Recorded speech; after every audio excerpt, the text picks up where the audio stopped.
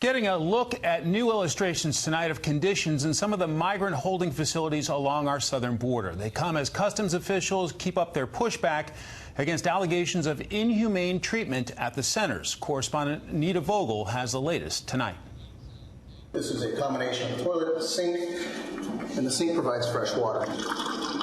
Customs and Border Patrol giving a show and tell inside a detention facility along the Arizona border after Democrats alleged inhumane conditions, including no fresh water for migrants being held there. They put them in a room with no running water, and these women were being told by CBP officers to drink out of the toilet. Not so, says Roy Villarreal, chief patrol agent of the Tucson sector, who showed a plethora of supplies, toiletries, food, and yes, fresh drinking water, he says are all available for the illegal immigrants in the facility. There's nothing wrong with this water.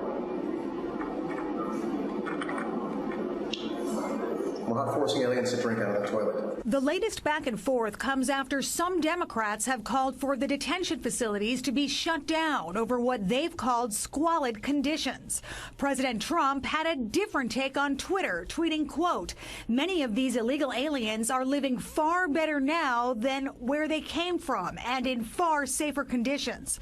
The president went on to say if they're unhappy with the conditions, quote, "just tell them not to come. All problems solved." But in the meantime, the American Academy of Pediatrics is sharing with the media what they call disturbing pictures drawn by migrant children of their impressions of life inside the detention centers. The pictures were drawn by 3 children ages 10 and 11 and show people behind bars and in cages.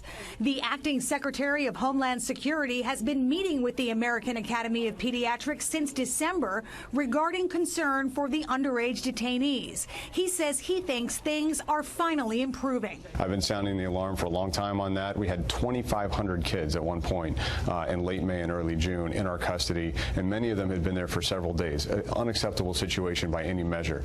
That number right now in our afternoon report is under 300 children in Border Patrol custody. McAleenan is expected to testify before Congress later this month on the status of detention facilities along the border. The president's overall immigration agenda was dealt a blow yesterday when a federal appeals court upheld a ruling barring the use of military funds to go towards the border wall. Mike? Anita